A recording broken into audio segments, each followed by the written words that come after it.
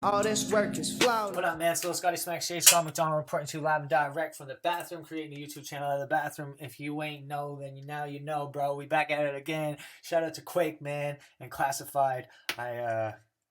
Two guys that I've looked up to for a lot of years, man. Hometown heroes type shit, man. Over here on the East Coast in Atlanta, Canada.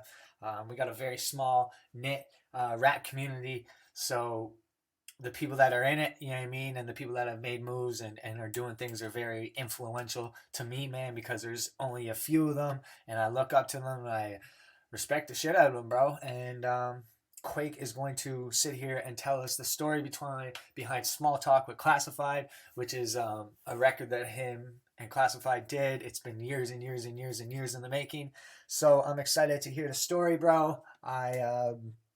I feel like this was a video that was on your Patreon, bro, and you're slowly releasing your Patreon onto your YouTube. But with that being said, man, this video is 6 minutes and 23 seconds long. You guys already know about 23 with me. Favorite number. I was born on the 23rd. So that was another reason which inclined me to be like, yo, let's just fucking make a reaction video of this and let Quake know.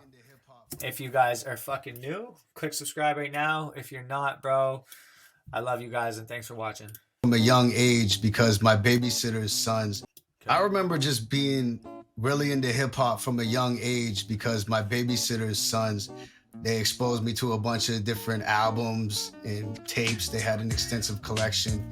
And when I was like 13 or 14, I remember just toying with the idea that I wanted to be an artist as well. And so I went on the family computer back in the day. It was probably like dial-up or whatever. And I typed in Halifax rap, and Classified site came up. It was like classifiedlive.net, I think it was. Crazy. At the time.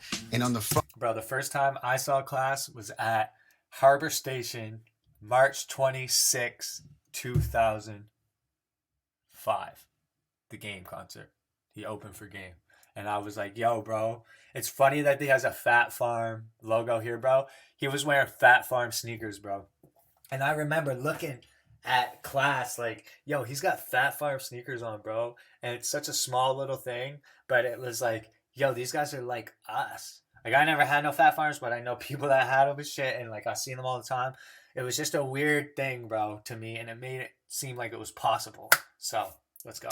Front page, I remember it was the animated video, Unexpected, from like 2003. It was from his album Trial and Error. And I remember just being like, this is fucking amazing. Like, there's actually people from this city really, really doing it.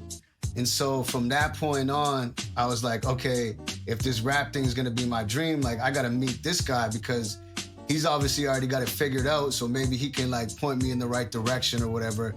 And so I made it my mission to meet him from that point on.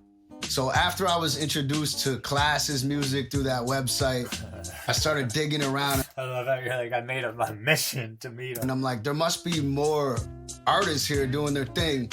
And I discovered J. Brew. Shout out to J. Brew, bro. Give me fucking goosebumps, bro. Shout out to you. I don't know how I got in touch with him. It might have been through MSN Messenger or might have been ICQ at the time. I'm not even sure. And I would have been about 14.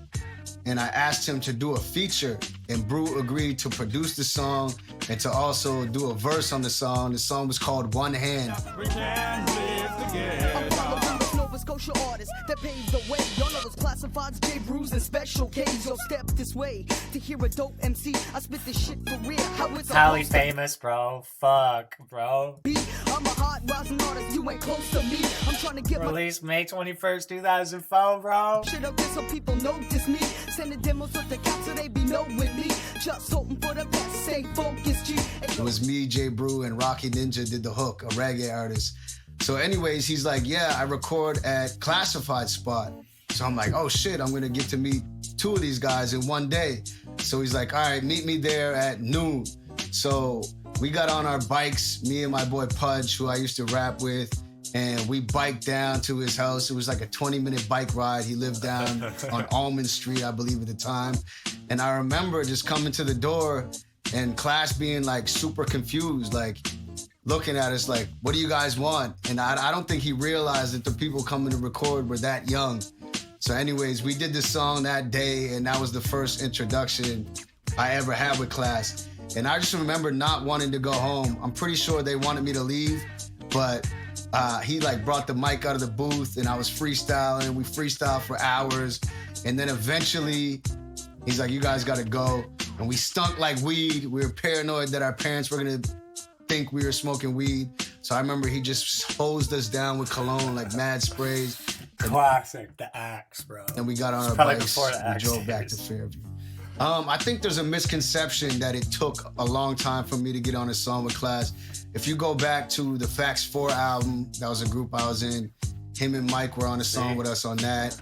And also, if you go to his greatest hits, There's a misconception. While bro. You Were Sleeping, me, Class, Chino XL, and Jordan have a song on there. R.I.P. to Chino XL. Wow. I think I try to get him on like Isn't every album. Bro, let me fact check that, bro. Wasn't it? Yo, hold up.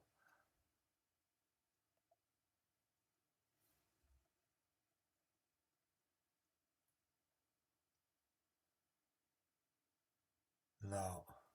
Who the fuck am I thinking of, bro? Since then, I don't know what it was. The timing wasn't right, or he was always busy. I'm thinking of somebody cheating, or he was killed in his car, bro, in New York City. The time, and then you fast forward to like 2020, I believe it was.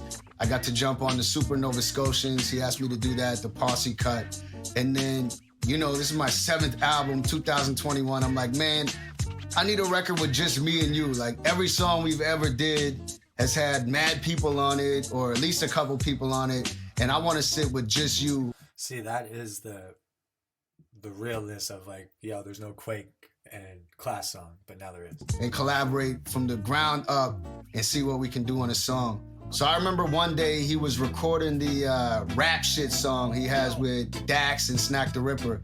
And Dax was gonna go to his house and he never met him before. And he asked me if I knew him. I said, no, I never met him, but whatever, like I'll come out to your spot, I'll bring a bottle and we'll meet him, we'll kick it, we'll create a nice vibe in the studio, have some fun, see what happens.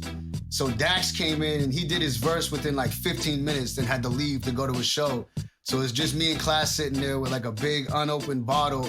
And I remember we just started drinking it together and I was showing him the music I had for the Myth X so far. And the first song he agreed to get on was Grateful. I was like, man, we gotta finally do a song. He's like, that Grateful one, I got something for that. So that was gonna be the song we collaborated on. And then down to the wire, something in my head was like, you know what? You could make it more special than this. Let's try to do some back and forth shit on some guilty conscious type of vibe. And that's when Small Talk was born. And we just kind of went back and forth. It took us like 5. So cool to get this, bro. Just to get this right here. Shout out to the end. Shout out to Bishop, bro. That hoodie look fresh as fuck. Look, it still got the wrinkles on it. 5 sessions. We really took our time on it. And I think that it shows in the song with the way it came out.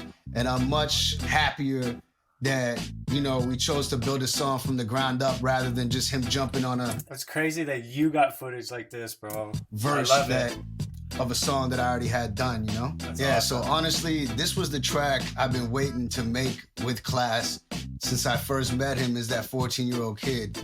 And honestly, it's a special one, man, because he was one of my heroes growing up. And I still look up to the guy. Like, he's one of the only guys, actually, he is the only guy from Nova Scotia who made it in rap and is actually built a sustainable career, had the whole dream with the house and the It's family funny and watching, happily ever after. bro. I'm just gonna say this, bro. It's funny to watch your computer right here because you're recording. Guys, actually, he is the only guy from Nova Scotia who made it in rap and is actually built a sustainable career, had the whole dream with the house and the family and a happily ever after. So, I mean, he's still someone I look up to this day.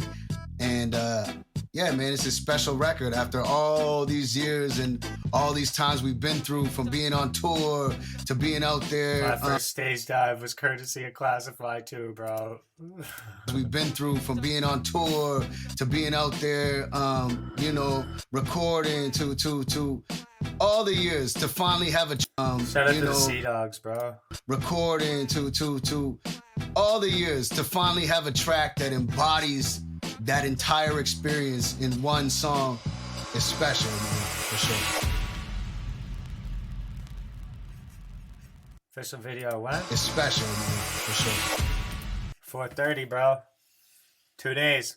Salute, bro. Thanks, Quake. Thanks, Classified. We'll see you guys with a video to that, bro. I love you guys so much. Thanks for watching. 6:23. Let's get out of here, bro. Work is flawless.